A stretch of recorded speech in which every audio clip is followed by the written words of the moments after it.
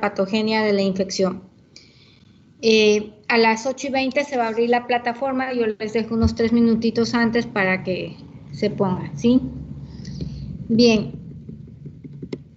Dentro de las generalidades podemos decir que, como ya hemos leído, escuchado los documentales, la mayoría de los microorganismos son inocuos para el ser humano y muchos tienen la participación en los ciclos ecológicos importantes. La microbiota humana tiene el rol relevante de la salud, lo que constituye en nuestro nicho el microbioma, ¿sí? Un número reducido puede actuar como agentes patógenos humanos, ¿sí? La mayoría vivimos en comensalismo, como simbiotes, ¿sí? Tenemos una buena relación y nos ayuda para la síntesis de algunas vitaminas, ¿sí? Degrada algunas, actúan algunas enzimas degradativas. Bien. Y lo que yo les había dicho, que siempre para que exista un proceso infeccioso, para que nos generen un daño, tiene que haber el agente que va a ser en este caso la bacteria, principalmente con sus factores de virulencia, ¿no?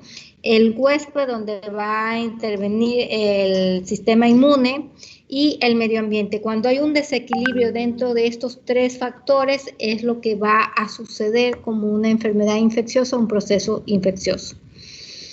El microbioma es la comunidad ecológica de microorganismos comensales, simbiontes y patógenos que literalmente comparten nuestro espacio corporal. Este es un término acuñado originalmente por Joshua Lederberg, ¿sí? Muchos artículos científicos distinguen tanto el microbioma y microbiota para describir cualquiera de los genomas colectivos de los microorganismos que se encuentran en un nicho ambiental o de los propios microorganismos respectivamente. Sin embargo, por las definiciones originales, estos términos son en gran parte sinónimos. El cuerpo humano contiene más de 10 veces más células microbianas que células humanas. El microbioma pesa alrededor de 200 gramos, que es 7.1 onzas, con un poco de peso, en estimaciones van tan alto como hasta de 3 libras, aproximadamente 48 onzas o 1.400 gramos. Algunos consideran que es un órgano, el microbioma es un órgano recién descubierto, ya que su existencia no se reconoce en general hasta finales de 1990. Y se entiende que potencialmente tiene un impacto enorme en la salud humana. Las pruebas de ADN moderno de sus residuos ha permitido a los investigadores a encontrar la mayoría de estos núcleos, ya que la mayoría de ellos no se pueden cultivar en el laboratorio usando las técnicas convencionales que nosotros tenemos. Sí, hay que reconocer que, por ejemplo, en el tracto gastrointestinal, sobre todo en el intestino grueso, tenemos mayor cantidad de bacterias anaerobias que bacterias aerobias, al igual que en la cavidad orofaringe. Siempre existirán más bacterias anaerobias en gran porcentaje, pero más sobre todo en el intestino grueso. Entonces vemos que en la microbiota normal, estas son comensales para el huésped, forman parte de la microbiota normal, ya sea esta residente o indígena o endógena, ¿sí? Las infecciones endógenas son las que son ocasionadas por nuestras propias bacterias, nuestra propia microbiota, mientras que las infecciones exógenas serán las que vengan de la parte exterior de nuestro organismo, de nuestro microbioma, ¿sí? De determinados sitios anatómicos, ¿cuáles van a ser los que se van a colonizar? Como pueden ser la conjuntiva, las mucosas nasales, la mucosa oral, la faringe, el piel, los intestinos delgados, el colon, que es el intestino grueso, el recto, uretras y la vagina. Estos microorganismos no causan infecciones mientras estén localizadas en el sitio corporal donde forman parte del microbioma normal, microbiota normal. pero pueden causarlas cuando se produce ya sea un sobredesarrollo, ¿sí? O sean capaces de invadir otros sitios anatómicos, normalmente estériles. Como es en el caso, y es en este caso que ya pasarían a transformarse en microorganismos oportunistas, patógenos oportunistas. Las condiciones predisponentes que pueden ser para poder invadir estos lugares pueden ser a medio de traumas, de cirugías, de utilización prolongadas de antibióticos de amplio espectro, ¿sí? Como sucede, por ejemplo, en el caso de Escherichia coli, que forma parte de la microbiota habitual del intestino, pero que pueden causar infecciones de vías urinarias bajas, sobre todo la cistitis, ¿sí? Debido a que esta que está colonizando el tracto gastrointestinal, como sabemos, sobre todo en las mujeres, que es más común, el recto tiene una cercanía a la uretra, y es por esto que las bacterias pasen de aquí y suban por forma ascendente hasta la vejiga y ocasionen las infecciones de vías urinarias bajas. Una de sus funciones principales de la microbiota normal, entonces, es actuar como una barrera para el ingreso de los patógenos estrictos u oportunistas, protegiéndolo hacia el huésped. Algunos organismos pueden actuar como probióticos, como es en el caso de las bacterias gram positivas, tanto como los lactobacilos o los bifidobacterium, que están en el intestino, que van a favorecer la producción y absorción de las vitaminas y otras sustancias. Entonces, dentro de la microbiota normal, así vemos que, por ejemplo, las que se encuentran colonizando la conjuntiva, tenemos a Staphylococcus coagulasas negativos, a Haemophilus, a Staphylococcus aureus y a Streptococcus. La microbiota que se encuentra colonizando los oídos, también tendremos Staphylococcus coagulasas negativos, disteroides, pseudomonas, y algunas especies ocasionalmente pueden estar de las familias enterobacteriales. Pseudomonas, pese a ser una microbiota habitual de oído, es uno de los principales agentes causales de la famosa otitis del nadador o la otitis externa, y que, como nosotros sabemos, Pseudomonas es un bacilo gram negativo no fermentador que le encanta, ella crece muy bien en todo lo que es el agua, ambientes húmedos. Dentro de las microbiotas habituales de la nariz, de la fosa nasal, tenemos Staphylococcus coagulasas negativos, tenemos a Streptococcus viridans, Staphylococcus aureus, Neisseria pigmentadas, tenemos a Haemophilus y Streptococcus pneumoniae.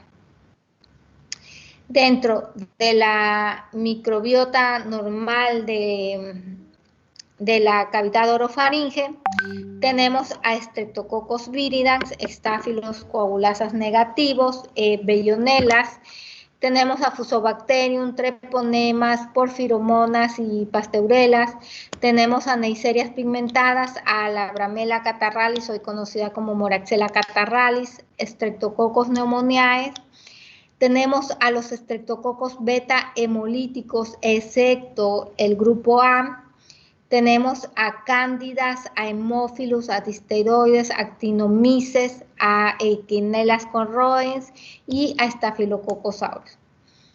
Pero como nosotros sabemos, dentro de las faringitis, del 75 al 80% son de tipo viral, ¿sí?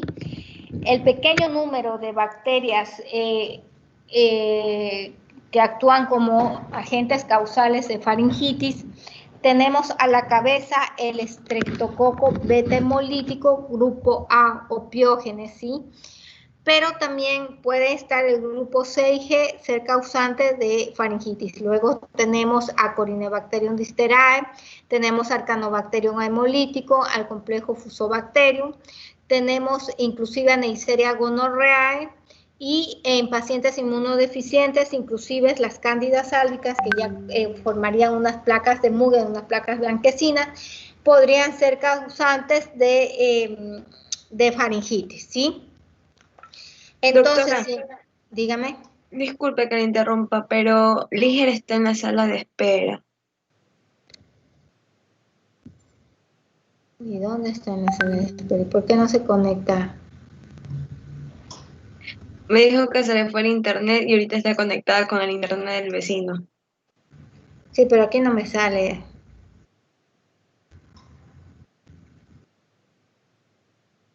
Y sí, porque se va a quedar sin la lección.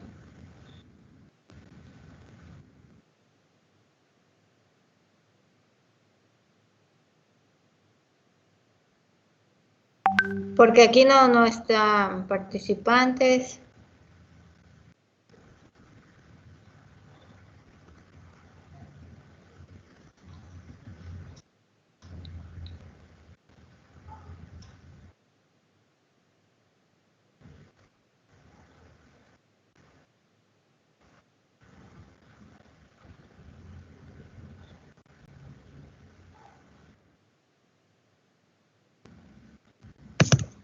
Buenas noches, Lige, doctora. ya llegaste, Lige. Sí, tenía problemas de la conectividad y estaba esperando que me dejen ingresar, pero no sé por qué. No sé qué pasó. ¿Quién te deje ingresar?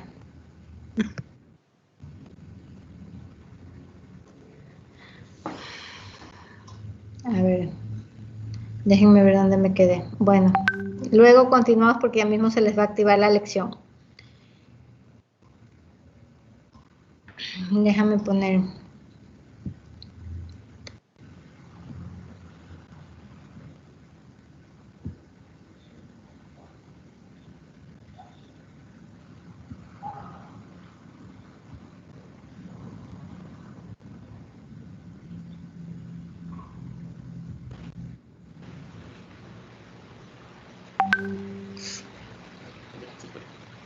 Después de que se cierra la lección, ustedes pueden ahí revisar, actualizan su página y ahí ya les va a salir las respuestas correctas, ¿sí? Ya estás en la lista.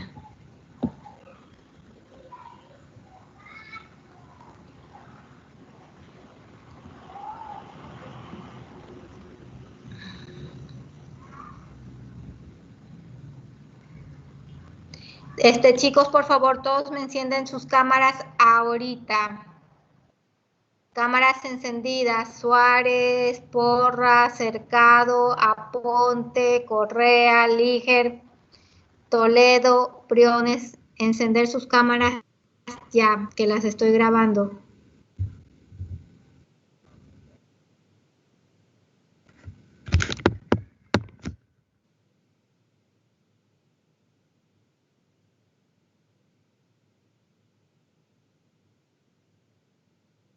Correa, Aponte.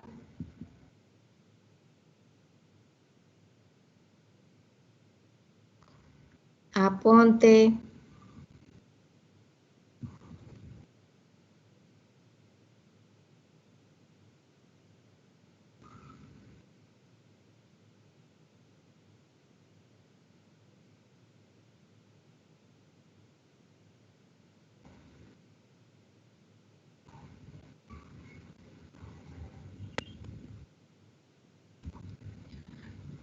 González, cámara encendida.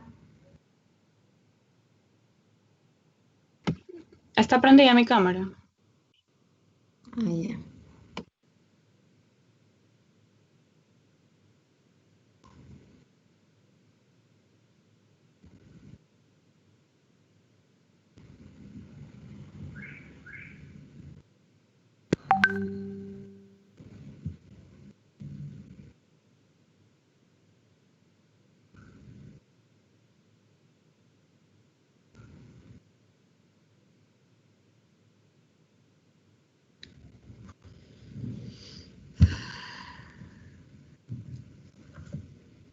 Ya, ahorita ya se les ha de haber prendido la evaluación.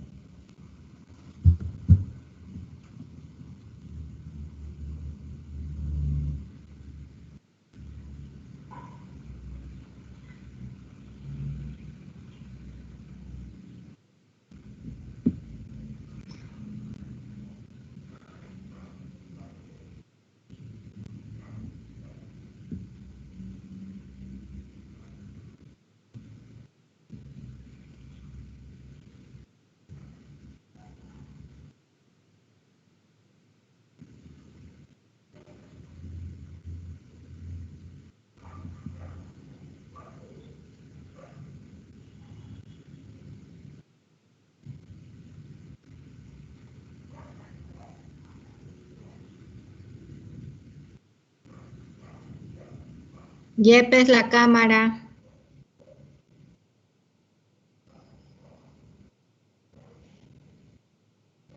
Encendida. Yepes. Sí la tengo encendida, doctora. ¿No le sale? No.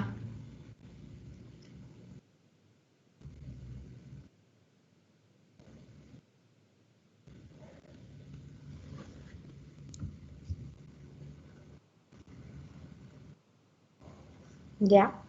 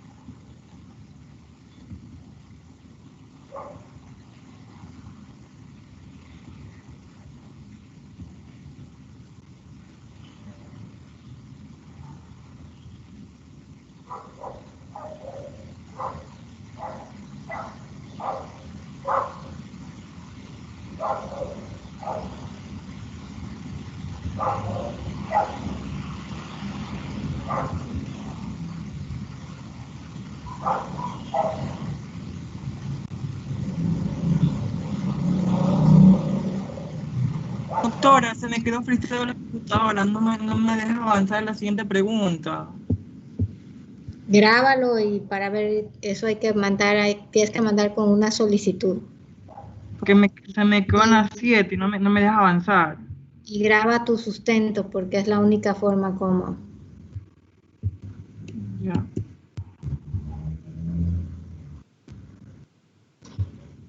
Ah, ya me cargó.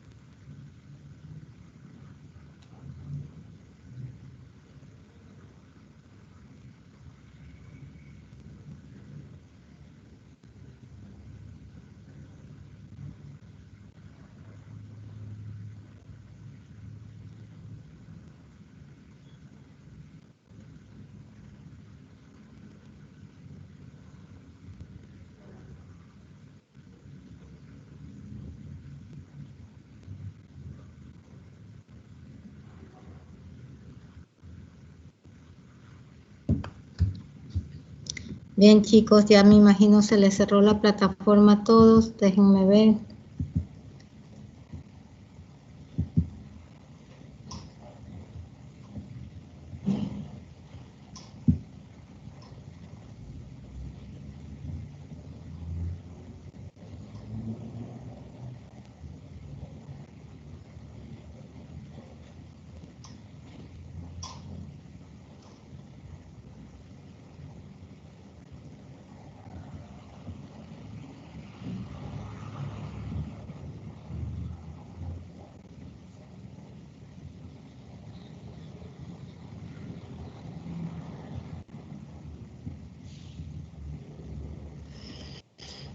Bien, la verdad, bastante bien. La mayoría.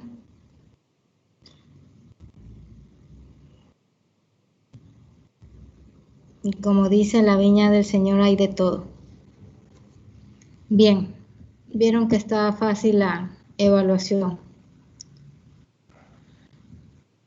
Ahora sí vamos a continuar en los temas que nos quedamos de la microbiota normal.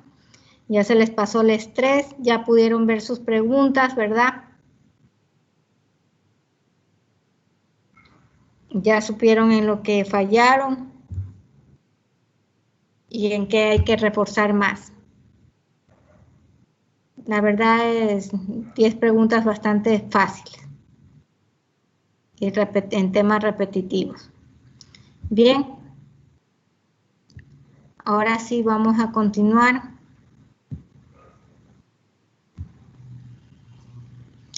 Con la parte de la microbiota normal. Nos habíamos quedado entonces hasta la microbiota normal de la cavidad orofaringe. Ahora vamos a hablar sobre la microbiota normal del estómago. En la microbiota normal del estómago vamos a tener tanto a lactobacillus, a streptococcus, estafilococos y estreptococos, pero también habíamos hablado que en este sitio anatómico teníamos la presencia sobre todo del Helicobacter pylori, que era una bacteria que ocasiona la gastritis, que es una patología bastante importante, que inclusive si no es tratada puede llegar a desencadenar en un cáncer. Entonces, y que esta bacteria, debido a su enzima que produce, que es la ureasa, le permite soportar estos medios tan ácidos por el ácido clorhídrico que tenemos ahí, ¿verdad? Otra bacteria que me soportaba este medio ácido era Campylobacter jejuni, que también pueden estar colonizando este sitio anatómico. Luego tenemos a la cavidad que habla del intestino, a la microbiota normal del intestino delgado, como son lactobacillus, como son bacteroides, como son Clostridium, Mycobacterium, Enterococos y la familia Enterobacteriales, ¿sí? En el intestino grueso vamos a tener de igual forma, como les había dicho, mayor cantidad de bacterias anaerobias. Dentro de estas tenemos principalmente bacteroides frágiles, ¿sí? Fusobacterium, tenemos Clostridium, tenemos Streptococcus, Escherichia coli, Klebsiella, tenemos Proteus, Lactobacillus, Enterococos, ya lo solucioné. Sí, Enterococos, Streptococos, Pseudomonas, Acinetobacter, Staphylos coagulasas negativos. Tenemos a Mycobacterium y Actinomyces. Eso en el intestino grueso. Tenemos a la microbiota de la piel, ¿sí? Generalmente están sobre todo Staphylococcus coagulasas negativos. Tenemos a los tisteroides, que dentro de los tisteroides lo que yo me refiero es a Corynebacterium, ¿sí? Tenemos a Propionibacterium agnes, que pese a ser esto una microbiota normal, en alguna etapa, sobre todo más en adolescentes, está asociado al acné, por eso de su bacteria puede ser llegar a ocasionar por un desequilibrio hormonal de pH, pueden llegar a ocasionar el acné. Staphylococcus aureus, Streptococcus, tenemos la presencia de Bacillus, de Malassezia furfur, que a pesar de ser un hongo, también puede ser un colonizante, una microbiota normal de piel. Tenemos a Cándidas y Mycobacterium, ¿sí? Generalmente pueden estar ocasionalmente como parte de microbiota normal. En la microbiota normal tanto de la uretra, tenemos igualmente Staphylos coagulasas negativos. Tenemos a disteroides, a streptococcus, a mycobacterium, a bacteroides, a fusobacterium y a los pectostreptococcus. Y dentro de la microbiota de la vagina, que esta va a cambiar dependiendo de las etapas de la vida, desde la niñez, entrando a la adolescencia y posteriormente a la menopausia, van a ver, esta microbiota va a cambiar. Y dentro de estas tenemos tanto a Lactobacillus, a Pectostreptococcus, a disteroides, a Streptococcus, a Clostridium, a bacteroides, a cándidas y a Gardnerella vaginalis. Generalmente en la etapa de la mujer de la edad adulta, ¿sí?, hay una patología que suele estar muy asociada, como es la de vaginosis bacteriana. La vaginosis bacteriana es ocasionada por el complejo gamma, ¿sí? Y este complejo gamma se trata de ¿qué? De Gardnerella vaginalis, de mobiluncos y de anaerobios. Esto se caracteriza por presentar las famosas club cell, ¿sí?, o células claves, que son células epiteliales deformadas sus bordes, ¿sí?, y que están tachonadas en su interior por cocobacilos, ¿sí?, gram negativos.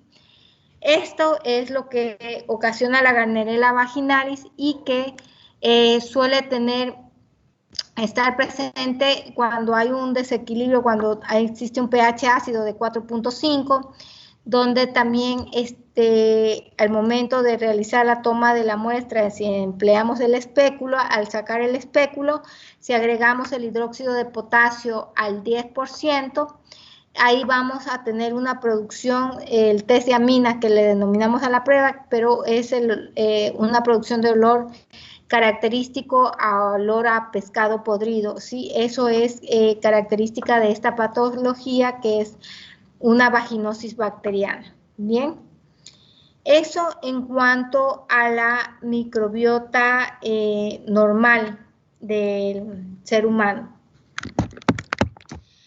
Luego vamos a ir introduciéndonos un poco en por qué la importancia, cuál va a ser la función del laboratorio de microbiología como ser en el apoyo diagnóstico, ¿sí?, para el médico. Entonces, en la clasificación clínica bacteriana, desde el punto de vista clínico, se van a utilizar principalmente las características fenotípicas, que van a ser la morfología, tanto tintoriales, tanto metabólicas y bioquímicas, para poder hacer la identificación del germen que podría estar causando la infección. Entonces, la función del laboratorio de microbiología es determinar la etiología del proceso infeccioso, y eso lo va a hacer mediante un examen microscópico, mediante un cultivo, mediante las pruebas inmunológicas y las pruebas moleculares. ¿Y cuáles son los objetivos del diagnóstico microbiológico? Realizar el diagnóstico etiológico de la enfermedad infecciosa, orientar una terapia antimicrobiana a través del estudio de la susceptibilidad, ¿sí?, entregar información epidemiológica con el fin de mantener una vigilancia de los genes más prevalentes y su comportamiento frente a los antimicrobianos de una forma oportuna y confiable. Y el estudio microbiológico se fundamenta principalmente, o se basa en 3 etapas, ¿sí?, como son la etapa preanalítica, la etapa analítica y la etapa posanalítica. En la etapa preanalítica, que cumplen una función importantísima desde el momento en que se genera la orden, ¿sí?, y esto va a comprender el pedido del estudio microbiológico, o sea, que ustedes van a indicar qué tipo de estudio desean y en qué tipo de muestras nos envían, ¿sí? La ficha microbiológica, que van a ser todos los datos epidemiológicos del paciente que nosotros necesitamos conocer para ir orientándonos la búsqueda del microorganismo, del posible agente infeccioso, y primordialmente, sobre todo fundamentalmente, es en cuanto a la elección, la toma y la conservación de la muestra hasta que llega al laboratorio de microbiología. En el pedido del estudio, sí, que ese es el que ustedes van a generar, Tienen que indicar siempre la muestra, qué tipo de muestra es, si es un absceso, si es una herida, pero indicar sobre todo fundamentalmente el sitio anatómico. Sí, porque ustedes se dan cuenta, fundamentalmente, cada parte de nuestro organismo tenemos diferente tipo de microbiota que puede ser microbiota normal o será el verdadero agente causal de la infección. El examen directo, saber si tienen una muestra, si necesitan un fresco, si necesitan una tinción de Gran, si necesitan una tinta china, si necesitan una tinción de Ziel-Nielsen, si necesitan una tinción de Kim-Yu, irnos orientando más o menos para qué es la sospecha que ustedes están teniendo de acuerdo a la clínica. Cultivo e identificación, la identificación serológica, sobre todo en las muestras de líquidos cefalorraquídeos, que estas identificaciones serológicas yo las puedo tener en un periodo de 10 minutos de tiempo. Recuentos de colonias, las muestras que serán informadas que deben ser informadas con el recuento de colonias, y fundamentalmente el antibiograma, que es el estudio donde yo voy me permite conocer cuál va a ser la susceptibilidad o la resistencia de ese microorganismo frente a tal antibiótico. Entonces, en la ficha bacteriológica, que es fundamental que nosotros como laboratorio necesitamos todos estos datos, primordial, fecha y hora de la extracción de la muestra, sí o sí. Enfermedad de base del paciente, necesitamos saber si es un paciente con qué enfermedad de base tiene, sí, para ir también sospechando epidemiológicamente qué buscar, qué más buscar. El diagnóstico presuntivo, indicar cuál es el foco infeccioso, saber si estoy sospechando si la adquisición de la infección es una infección intrahospitalaria o extrahospitalaria, si el paciente tiene algún dispositivo externo como son sondas, catéteros o prótesis, porque todo dispositivo externo constituye un alto factor de riesgo para poder adquirir una infección, porque todos estos dispositivos externos son muy fáciles de colonizar, ¿sí? Y fundamentalmente saber cuáles son los antibióticos previos que han sido administrados al paciente, saber qué ya ha tomado el paciente, ¿sí? Y la confiabilidad de los resultados de un estudio microbiológico depende fundamentalmente de la calidad de la muestra. Si ustedes envían una muestra mal tomada, no hicieron una técnica aséptica correcta, ¿sí? Me van a enviar ¿qué? Basura. Si ustedes me envían basura, yo reportaré basura y no voy a reportar en realidad el agente causal de ese proceso infeccioso, ¿sí?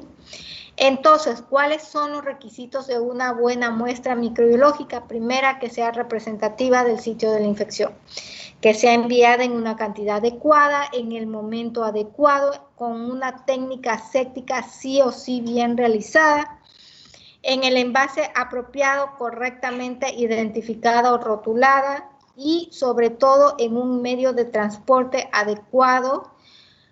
Si es que no puede llegar inmediatamente la muestra al laboratorio, tengo que emplear un medio de transporte para permitir la viabilidad del microorganismo. ¿Cuáles son los criterios de rechazo de las muestras microbiológicas?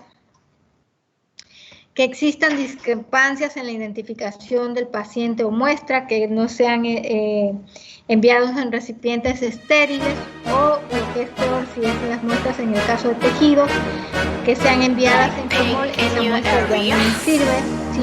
Que donde haya evidencias de derrames, donde sean que la muestra yo vea que es cantidad insuficiente, obtenciones de cuando yo obtengo la muestra más de 2 horas y sin ningún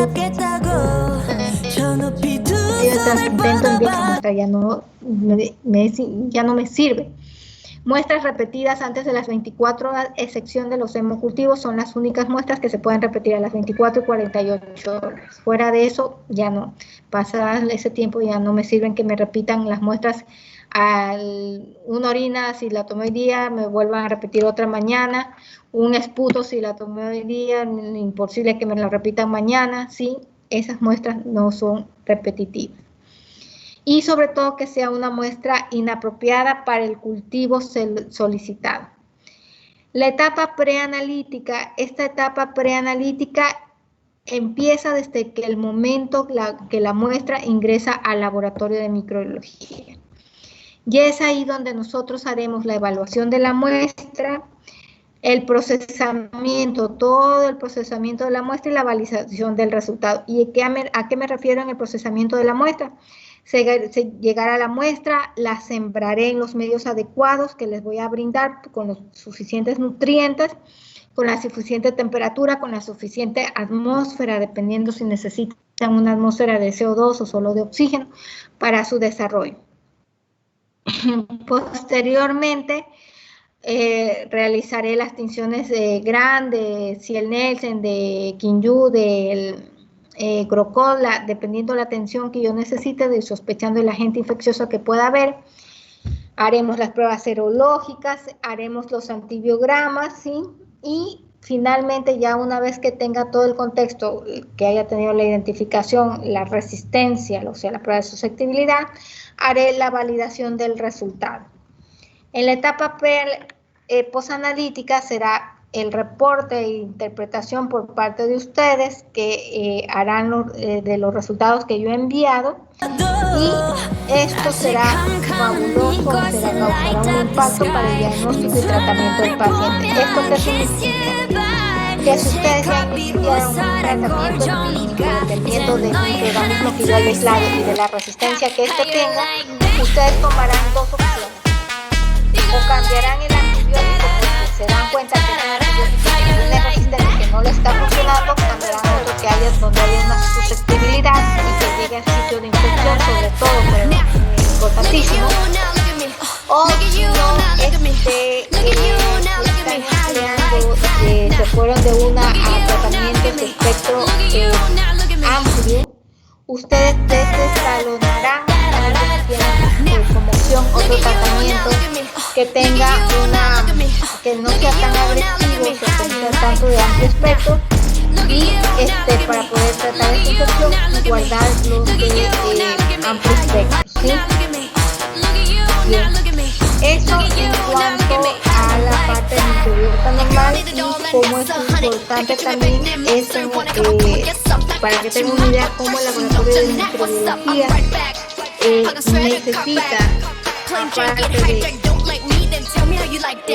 fundamentalmente siempre tener una correcta toma de muestras, no enviar muestras que estén sin una correcta técnica técnica, porque por ejemplo si me están tomando muestras de hemocultivo y no hicieron una correcta limpieza y desinfección, ¿sí?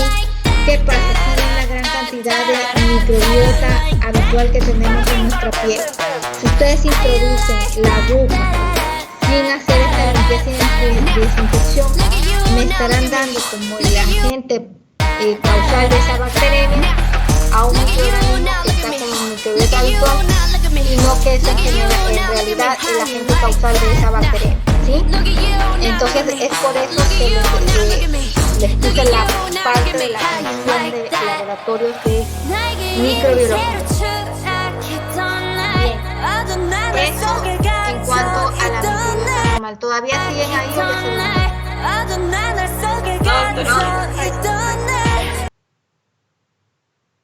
Bien, y ahora vamos a hablar sobre la patogenia de la infección bacteriana. Perdón chicos, pero me voy a quedar sin voz, que he hablado bastante hoy día. Entonces, como podemos ver, repetimos la información, algunas de las bacterias que nos parasitan nos aportan beneficios concretos, tanto como la producción de la vitamina K, por las bacterias intestinales. Esta relación mutua de las bacterias con el huésped la denominamos como simbiosis, ¿sí? Y la mayoría de las bacterias de nuestra microbiota son del tipo comensal. La presencia de una microbiota normal, equilibrada, protege al individuo de la invasión de bacterias patógenas. Solo unas pocas de las muchas especies de las bacterias que parasitan al huésped humano pueden causar daño y ser causa de una enfermedad infecciosa. Entonces, la patogenia de la infección bacteriana comprende en sí el comienzo del proceso infeccioso y los mecanismos que van a provocar la aparición de los signos y los síntomas. La enfermedad se produce como consecuencia de la combinación de las lesiones ocasionadas por las bacterias y las secuelas de la respuesta inmune e innata, ¿sí? Innata inmunitaria, perdón, que ocasiona como la inflamación contra la infección. Ya habíamos hablado que para que exista un proceso infeccioso tenía que haber un desequilibrio tanto en los factores como son los factores de la virulencia del agente patógeno o la especie bacteriana, los mecanismos de la defensa del huésped y el medio ambiente. En la patogenia de la infección bacteriana debemos tener sí o sí dos conceptos fundamentales bien sentados.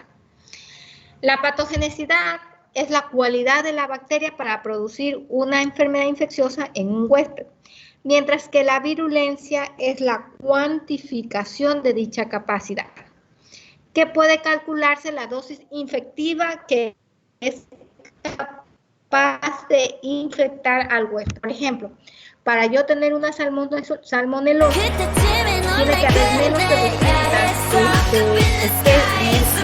células bacterianas, más de 200 células bacterianas, para poder causar esta infección. ¿Y cuáles son las características de las bacterias patógenas? Las características son que deben ser potencialmente transmisibles, que deben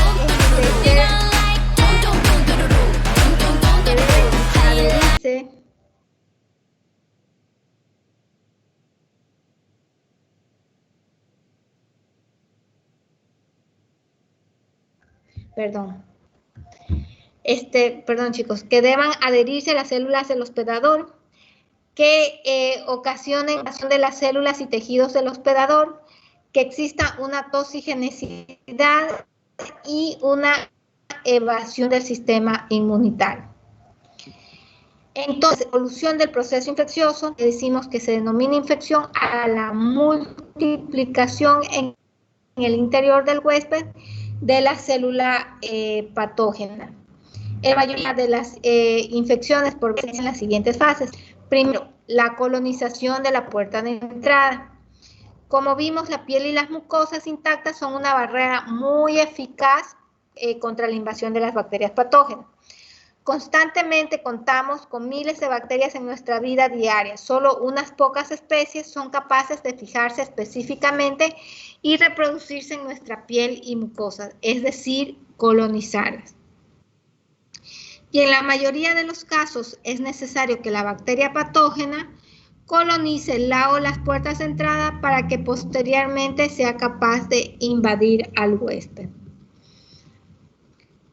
La adhesión de estas bacterias patógenas a las células del huésped se realiza a través de los receptores específicos que enlazan firmemente con estructuras de la superficie bacteriana, lo que conocemos como las adhesinas. Estas adhesinas son especies bacterianas patógenas. 2. La invasión. Desde la puerta de entrada colonizada, unas pocas especies causan daño mediante las toxinas secretadas que actúan a distancia en otros tejidos, pero sin provocar la invasión. Ejemplo de proceso toxigénico, tenemos a Corynebacterium diftheriae, que se adhiere a la faringe, donde se reproduce localmente, pero excreta una toxina difterica que a través de esta va de la sangre al corazón, al riñón y otros tejidos, provocando así los síntomas de la difteria. Otras especies patógenas, tras colonizar el epitelio, lo van a invadir extendiéndose a los tejidos subyacentes o adyacentes y provocando la invasión más extensa. Ejemplo de esto tenemos tanto de Streptococcus pyogenes, ¿sí? Que como está, aunque es microbiota normal de la piel, ¿sí? Pero si hay alguna lesión de nuestras primeras barreras, ¿sí? Esta va a pasar desde la epidermis, se va a extender, va a invadir hacia la dermis y posteriormente puede causar fascias y de ahí llegar incluso al hueso, ¿sí? No sé si ustedes recuerdan hace 1 año y medio de ser, o 1 año, salían en los reportajes, en los periódicos, en las noticias que había una bacteria come carne, ¿sí? Promocionaba mucho en el hallazgo en Argentina, fundamentalmente. Y esta bacteria come carne se trata a Streptococcus pyogenes, ¿sí? Que pueden ir causando necrosis e inclusive terminando en amputaciones. Bien, igual que otra de estas es Staphylococcus aureus, como recuerdan en el reportaje, ¿verdad?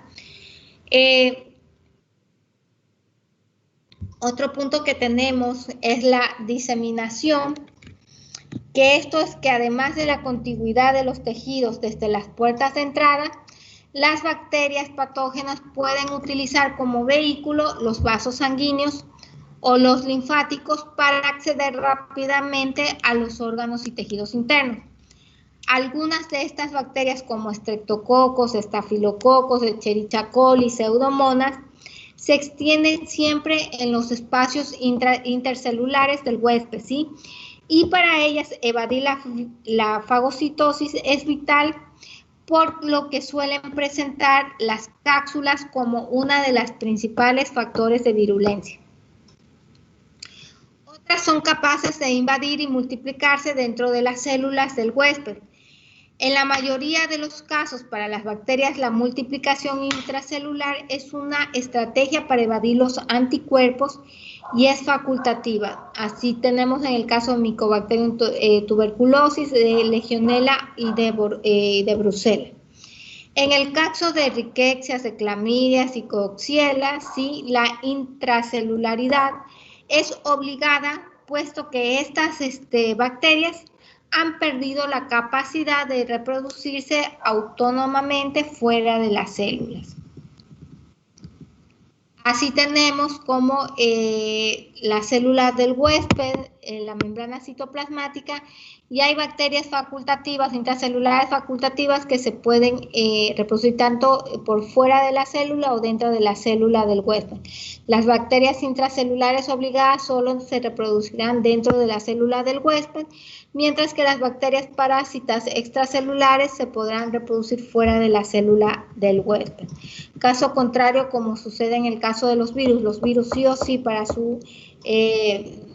vivir y para su reproducción necesitan sí o sí hacerlo dentro de las células vivas, ¿sí?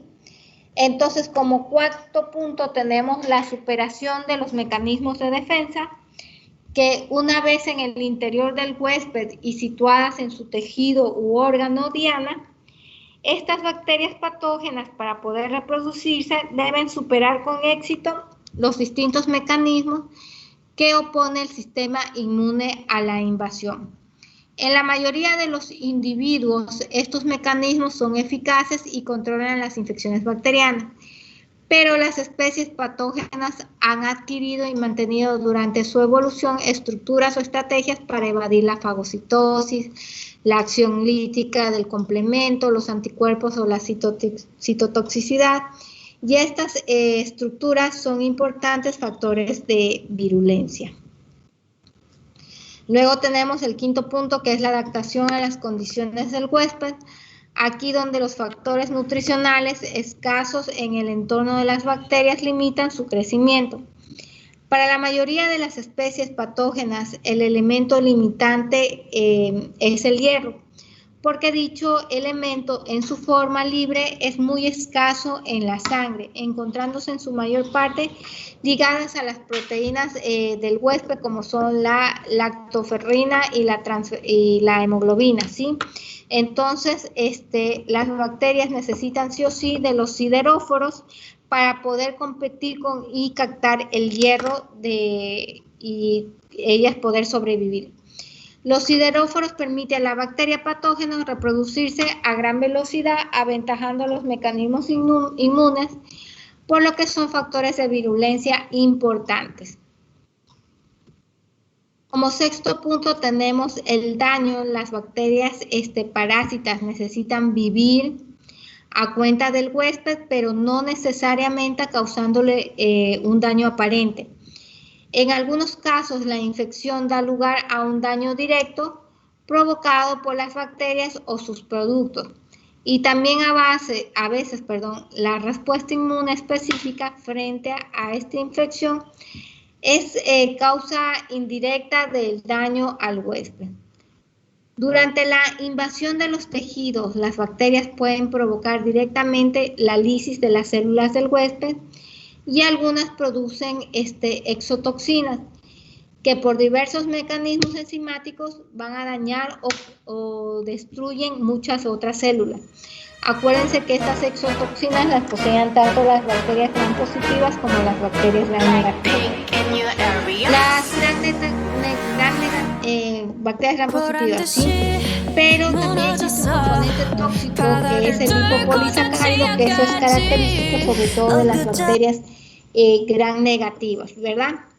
Los mecanismos de respuesta inmune frente a la infección bacteriana, como son inflamación, la activación del sistema del complemento, la citotoxicidad, cuando se producen en exceso o se cronifica la infección, pueden resultar dañinos tanto para las células del huésped. Son los llamados daños inmunopatológicos o indirectos. ¿Cuáles son las puertas de entrada de nuestro organismo? Así tenemos principalmente tanto las células mucosas, sobre todo las que estén laceradas, expuestas, abiertas, cortadas, ¿sí?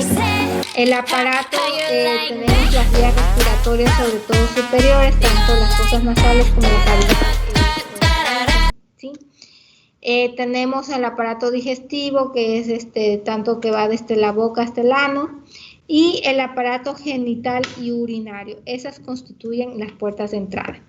Así tenemos que las vías que ingresan por ingestión por boca, de ejemplos de algunos patógenos que pueden entrar por esta vía, tenemos aquí Salmonella, Shigella, Yersinia enterocolíticas, Escherichia coli, como la enterohemorrágica, la enterotoxigénica, la enteroagregativa, ¿sí? El Vibrio, Clostridium botulinum, y Listeria.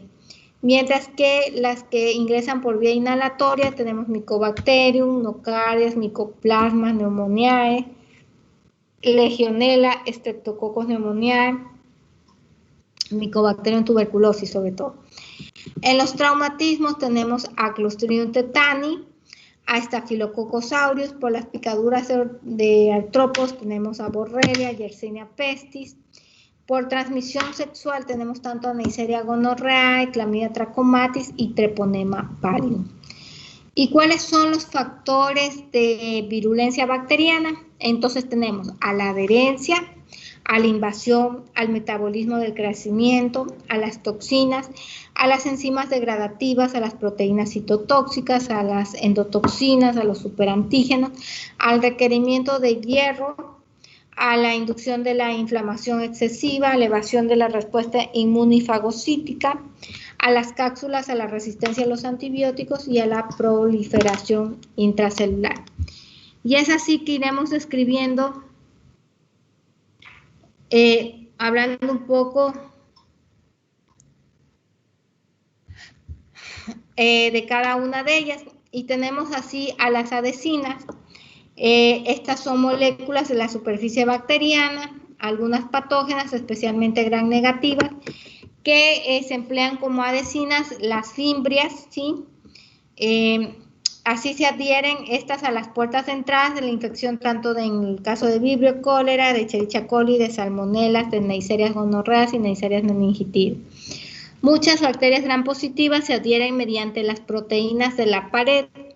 Ese es el caso de de Streptococcus pyogenes debido a su proteína M y F de la pared, mientras que otras como Staphylococcus aureus se adhiere a través de las proteínas y de los ácidos teicoicos de la pared. También existen las cápsulas y las biopelículas que pueden ser adhesinas, actúan como adhesinas, sobre todo pondremos el ejemplo de Pseudomonas aeruginosa, que se adhiere a las superficies lisas mediante los polisacáridos mucosos que ella excreta, y crece formando las biopelículas, ¿sí? Sobre todo, como les había dicho, estos biofilos, biopelículas se forman sobre todo sobre los dispositivos externos, que pueden ser los catéteres, las sondas vesicales, que pueden ser las prótesis, y estas biopelículas es un factor de virulencia porque encima del catéter se va a ir juntando varias células bacterianas de Pseudomonas aeruginosa y van a formar a manera de una montaña o de un escudo que no va a permitir que el antibiótico ingrese a eso porque va a formar como una coraza, ¿sí?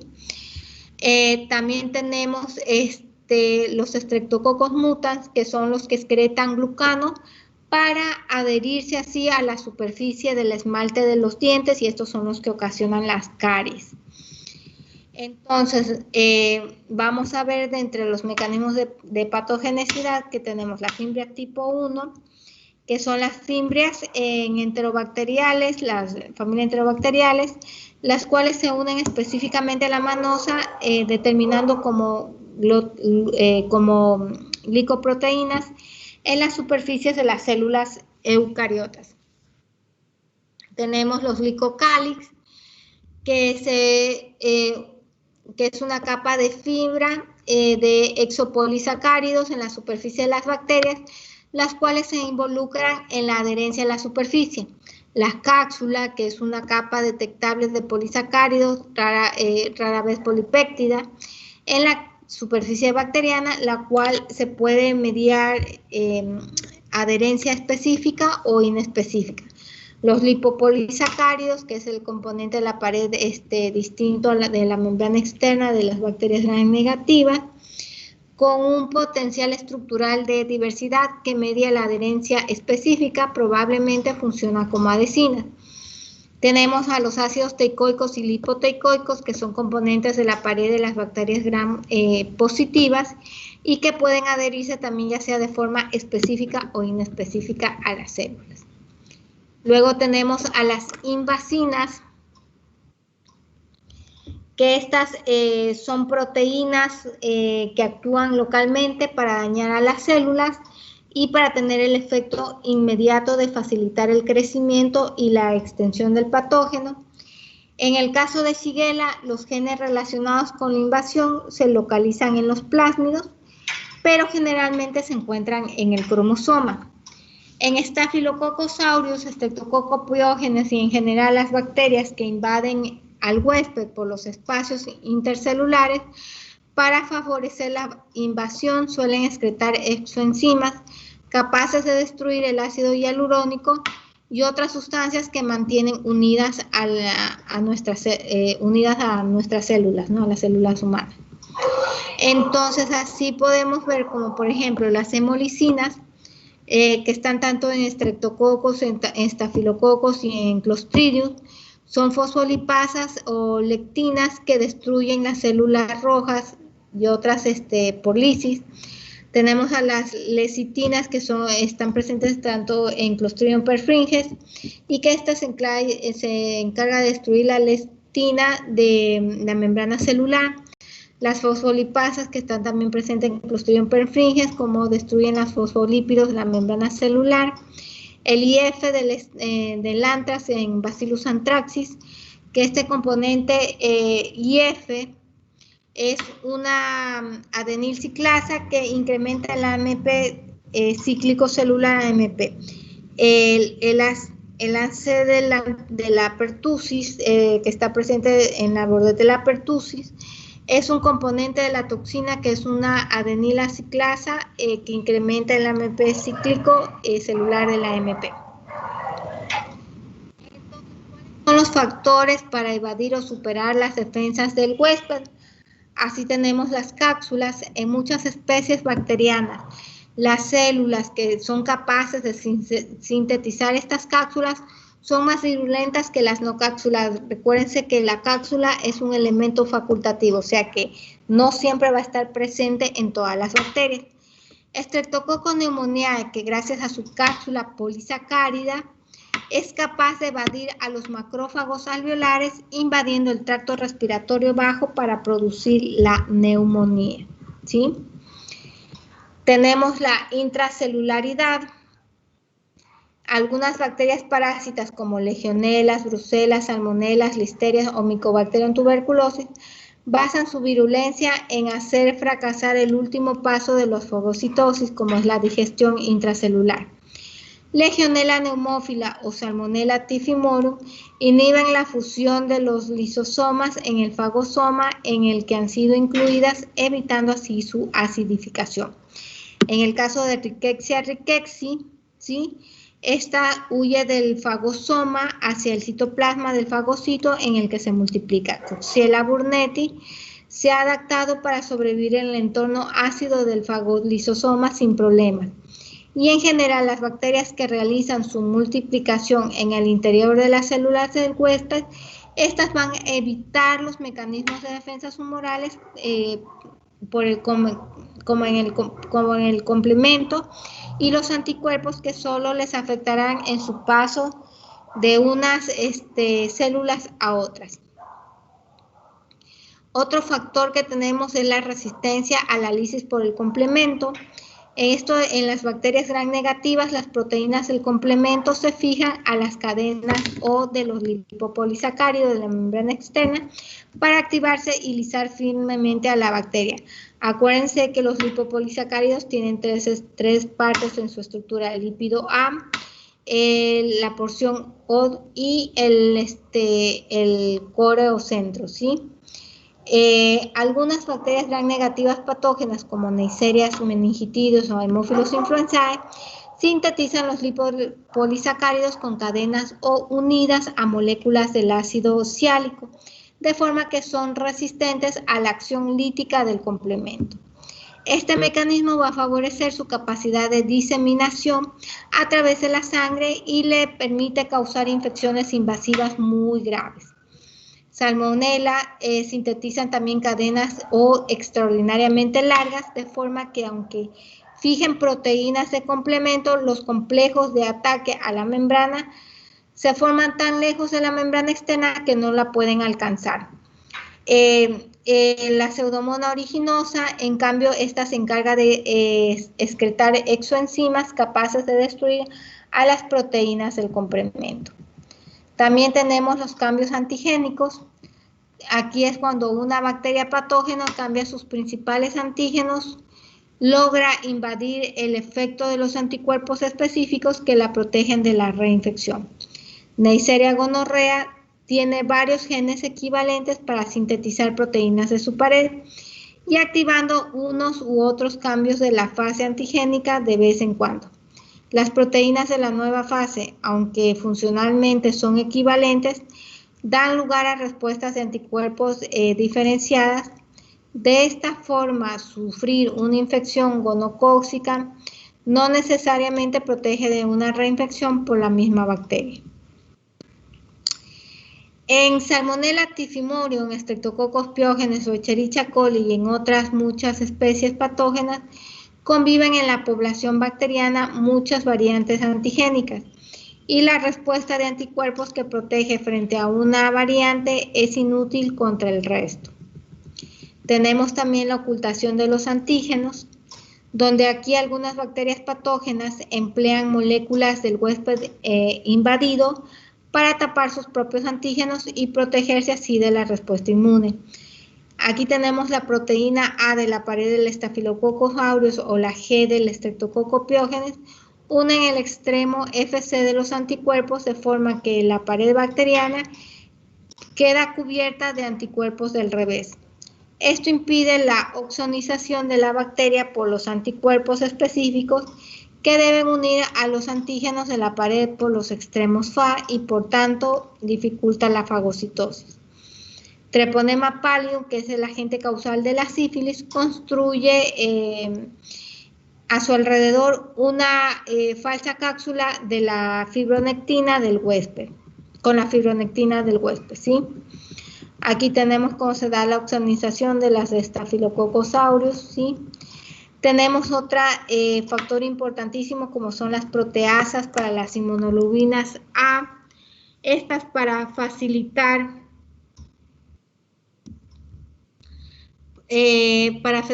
la colonización de las mucosas, que son la puerta de entrada de la infección, Muchas bacterias patógenas como Neisseria, Haemophilus influenzae, Streptococcus pneumoniae, entre otras, estas excretan enzimas capaces de romper y por tanto inactivar las inmunoglobulinas A secretadas diméricas. Tenemos a los famosos sideróforos, como habíamos visto que el hierro es un factor nutricional limitante del desarrollo de las bacterias, y aunque en nuestra sangre hay mucho hierro, las bacterias parásitas no pueden utilizarse porque están en forma de hemoglobina o transferrina, y ellas necesitan estos sideróforos para que las puedan captar. Es así que, por ejemplo, la aerobactina es del sideróforo de Escherichia coli, la meningobactina es la sideróforo de la meningitis, de la Neisseria meningitidis, y la enteroquelina es del sideróforo de la salmonela. Aquí vemos esta gráfica como tanto la transferrina y la hemoglobina, ¿sí?, que son las que tienen hierro, ellas necesitan para que el hierro vaya a su célula, necesitan tener estos sideróforos que compiten con nuestras células por el hierro para poder ellas sobrevivir y ser el factor de virulencia. Tenemos a las otras, otro factor de virulencia, como es el de las toxinas. Las toxinas que producen las bacterias se clasifican en dos grupos, como son las exotoxinas y las endotoxinas. Estas endotoxinas, la parte lipídica del lipopolisacárido de la pared de las gram negativas, el lípido A provoca los efectos tóxicos del huésped. Está formada por ácidos grasos de cadena larga y fosfato unidos a un disacárido de la glucosamina. Hay pequeñas variaciones en esta composición en las distintas especies de las gram negativas. ¿Cuáles son los efectos biológicos de todas las endotoxinas? Son idénticos. ¿Y cuáles son? Son la fiebre, la leucopenia y después leucocitosis, a la activación del complemento, la mitogenicidad, que significa la actividad policlonal de linfocitos, la síntesis de citocinas como el interferón, el factor de necrosis tumoral, la interleuquina 1, la interleuquina 6 y la interleuquina 8, la síntesis de prostaglandinas, la hipotermia, la necrosis de la médula ósea, la hipotensión, la coagulación diseminada y finalmente el shock endotóxico. En las endotoxinas, estas son proteínas solubles excretadas por bacterias con efectos tóxicos a distancia para algunas células del huésped en las que se encuentran los receptores apropiados. Tanto en gram positivas como gram negativas pueden producir una o varias exotoxinas distintas. A veces estas exotoxinas son el principal factor de virulencia. Así tenemos como Corynebacterium diphtheriae únicamente sintetiza la toxina diftérica si está infectada por un bacteriófago, y estas cepas de esta especie no toxigénicas que colonizan la faringe no producen difteria. Son casos similares los de los tétanos, en el botulismo, el cólera o las intoxicaciones alimentarias ocasionadas por Staphylococcus aureus. Cada tipo de exotoxina tiene un determinado tropismo celular, ¿sí?, de forma que puede tratarse de ya sea de enterotoxinas, de neurotoxinas o de leucotoxinas, etc. Una vez unida a las células diana, se introducen en el citoplasma y se activa su mecanismo, que puede ser de varios tipos. Así tenemos que las citotoxinas, que forman poros en las membranas de la célula diana y la lisan, las inhibidoras de la síntesis proteica, como son las que también producen la muerte o necrosis de las células afectadas, como por ejemplo la toxina difterica o la toxina de la Shigella dysenteriae. Tenemos las inhibidoras del reciclaje de ATP, que tienen como consecuencia la acumulación del AMP en el citoplasma, que a su vez va a provocar la salida del agua y electrolitos, especialmente esto en la toxina del cólera. Los superantígenos, que activan simultáneamente un gran número de clones de los linfocitos TH, que da lugar a la síntesis masiva de las citocinas, como por ejemplo en las enterotoxinas estafilocóccicas, ¿sí? Aquí tenemos la forma como actúan las exotoxinas. Esta era una diapositiva donde tengo todas las endotoxinas que son provocadas por los diferentes microorganismos, ¿sí? Pero no voy a hacer que ustedes se las aprendan de memoria, ¿verdad? Esto sí es importante, saber cuál es la comparación tanto entre las exotoxinas y endotoxinas, saber que, por ejemplo, la naturaleza química de las exotoxinas son proteicas, mientras que las endotoxinas son lipídicas. La toxicidad en las exotoxinas es muy alta, en las endotoxinas es media. El mecanismo de acción en las exotoxinas es específico para cada tipo, mientras que en las endotoxinas son únicas. La termoresistencia en las exotoxinas no se da, mientras que en las endotoxinas sí, por eso se manifiestan las fiebres altas. La transformable en toxoide, si son transformables en toxoides, las exotoxinas sí, las endotoxinas no. Si tienen inmunogenicidad, las exotoxinas es alta, en las endotoxinas es escasa. Si existen sueros antitóxicos, en las exotoxinas sí, en las endotoxinas no. Y como ya sabemos, las exotoxinas producidas tanto por bacterias gram positivas, gram negativas, caso contrario, las endotoxinas solo por las bacterias gram negativas. Y finalmente tenemos a las enzimas que también se encargan de factores de virulencia por el poder degradativo que tienen. Así tenemos como las proteasas, que son enzimas que se encargan de degradar las proteínas, tanto en las membranas y anticuerpos. Las lipasas, que son enzimas que permiten colonizar nuevas áreas de la piel al degradar la membrana celular de las células epiteliales. Las hialuronidasas, que son las enzimas que degradan el ácido hialurónico, favoreciendo la difusión de la bacteria en los tejidos. Las colagenasas, que es la enzima que desintegra el colágeno, que la encontramos en los músculos, en el hueso y en el cartílago, favoreciendo así la diseminación de las bacterias en estos lugares.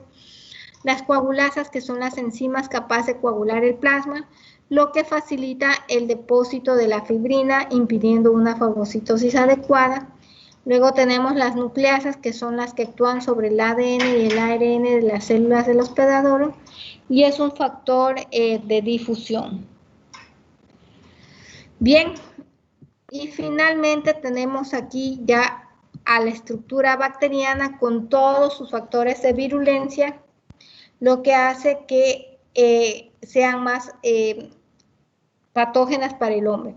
Entonces tenemos así tanto a la producción de las proteínas del hierro, a las exotoxinas, tenemos a la adhesión causada por los piles, las cápsulas, las adhesinas, las enzimas virulentas, los lipopolisacáridos, la virulencia de los plásmidos, ¿sí? Y la producción de las toxinas por el fago, el flagelo, que también tienen adhesinas, y esos constituyen los factores de virulencia de las bacterias. ¿Siguen ahí o ya se durmieron? Aquí estamos. Toditos ya apagaron la cámara, están toditos dormidos. Es que si las entendemos, doctora, la escuchamos entrecortado. Ah, le voy a preguntar si es verdad. Bien, chicos. Esto con ustedes nos quedamos hasta esta semana en estos temas, ¿sí?